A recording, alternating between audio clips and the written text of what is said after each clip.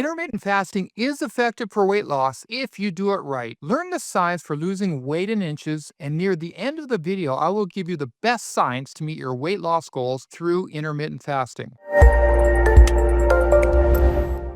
Now, a lot of research has been coming out on intermittent fasting for weight and fat loss, and to reduce blood glucose levels with those who have type 2 diabetes. In this video, I'm going to cover the new research regarding intermittent fasting and how you can use it most effectively. It is known that fasting for survival, health, and spiritual purposes has been practiced since the earliest times. Now, there's a difference between calorie restriction and intermittent fasting. Now, calorie restriction refers to the reduction of calories, typically by 10% to 40% without causing malnutrition. This causes the body to obtain energy by burning fat. This approach has been shown to improve body weight, cardiovascular risk markers, mitochondrial function, which are the energy-producing components of cells, and overall life expectancy. Now, the problem with calorie restriction is that it's hard to follow, especially long-term, and most people will not follow it consistently. Additionally, it's a problem for people who are highly active at work or in sports, as they may struggle to maintain good energy levels. Now, a more realistic option for most people is intermittent fasting. Intermittent fasting refers to fasting programs that include fasting intervals alternated with regular nutrition for a specific amount of time. The benefits of intermittent fasting are similar to those of calorie restriction. So now, examples of intermittent fasting include alternate day fasting, which involves alternate days of eating and fasting in repeated cycles. Periodic fasting, or other, is a sequence of eating normally and then periods with calorie restriction or water only. For example, with the 5-2 method, one eats a normal, healthy diet, and then there are 2 days of complete fasting or fasting with reduced calorie intake. With time-restricted feeding, this refers to a window of time when one eats. For example, consuming food only during an 8-hour window of time. What are the benefits of intermittent fasting? Well, when you start fasting, the body breaks down the storage of glucose in your liver, known as glycogen. And the breakdown of glycogen occurs during the first 12 to 36 hours. Now, when glycogen has been depleted, then the body relies on the breakdown of stored fat to create free fatty acids and ketone bodies as an energy source. Moreover, there are many other favorable biochemical reactions that occur in the body with fasting. These include reduced inflammation, reduced oxidative damage, autophagy, which is the breakdown of old or damaged cells and the recycling of the cell. There's also reduced blood glucose and insulin levels, which again, remember, most of the American population is either pre-diabetic or diabetic. There's mitochondrial regeneration, so you're regenerating those organelles which produce energy. You can also have reduced blood pressure and reduced cardiovascular stress. You can have brain neuron regeneration and optimized brain function. There can also be reduced tumor formation. There's favorable changes in the gut microbiome. And of course, there's body weight loss and loss of inches of fat. Now, for most people, I find that time-restricted feeding to be the most workable. So what are some of the concerns with intermittent fasting? Well, recent research has raised some concerns about the potential negative effects of intermittent fasting that include the loss of lean muscle mass. This, of course, can be prevented by making informed choices about quality protein and using high-quality protein supplements. Also, there's concerns over what is known as circadian misalignment, meaning not eating in a manner consistent with the body's natural cycles. This field of study involves the timing of eating and is known as chrononutrition. Now, the most concerning issue is the skipping of breakfast, which a lot of people do. And this has been shown in some research to increase the risk of cardiovascular disease and type 2 diabetes. However, the negative effects of skipping breakfast appear to be more pronounced in individuals which have a genetic predisposition and therefore may not be applicable to all people. You should also be aware that eating late at night is associated with arterial stiffness and an increased risk of coronary heart disease. Now, recent research published in the journal Nature Medicine has explored the optimal time to eat for losing visceral adipose tissue. That's the fat in the abdominal cavity, within the context of time-restricted eating. And here's a summary of what the study found. And I should mention the study was titled Effects of Early, Late, and Self-Selected Time-Restricted Eating on Visceral Adipose Tissue and Cardiometabolic Health in Participants with Overweight or Obesity, a Randomized Controlled Trial. So here's the summary of what the study was looking at and what it found. The main goal of the study was to determine if adding time-restricted eating, regardless of the timing of the eating window, would reduce visceral adipose tissue, and if it was linked to cardiometabolic risk in adults who are overweight or obese compared to standard care alone. They also looked at other cardiometabolic health markers and body weight. Now, the participants in the study were 197 adults, ages between 30 to 60 years. 50% of them were women who were overweight or obese. And this was a multi-center randomized controlled trial lasting 12 weeks. Now, the participants were divided into 4 groups. You had the usual care group. This was a group that maintained their habitual eating window of 12 or more hours and received nutritional education based on a Mediterranean diet. Then you had the early time-restricted eating group. These participants ate within an 8-hour window starting before 10 a.m. Then you had the late time-restricted eating group, and these participants ate within an 8-hour window starting after 1 p.m. And then finally, at the self-selected time-restricted eating, these participants chose their own 8-hour eating window. All time-restricted eating groups also received usual care, a Mediterranean diet education, how to consume a healthy Mediterranean diet. And again, the primary outcome was this visceral adipose tissue changes as measured by MRI. So the key findings were that there was no significant differences in the visceral adipose tissue reduction amongst the time-restricted groups and the usual care group. And again, that was the primary outcome. For body weight, though, all 3 8-hour time-restricted eating regimens resulted in greater body weight loss compared to the usual care group. So there were benefits for body weight. Again, we didn't find much difference in the body fat mass, but in the actual body weight in this 12-week study. In terms of subcutaneous adipose tissue, early time-restricted eating led to more pronounced reduction in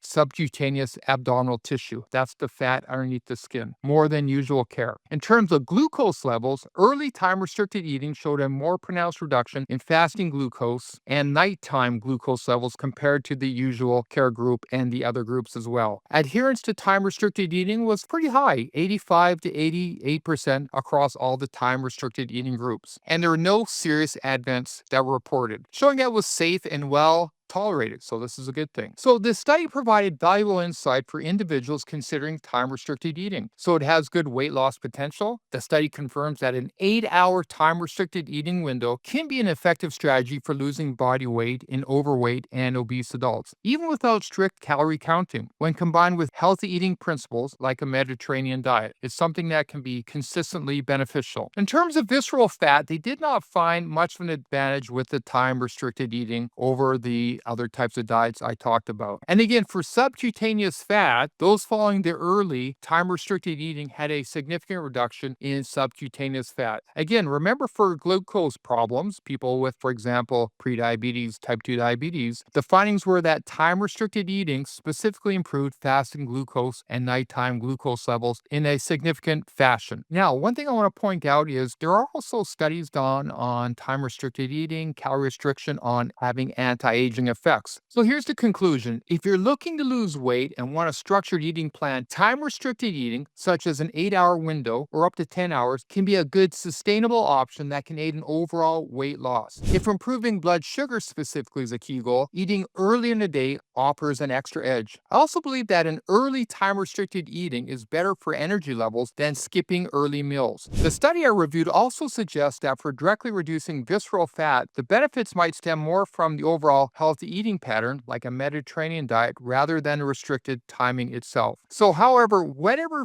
program you choose, the key is consistency. And for a lot of people, intermittent fasting will work very well for your weight loss goals.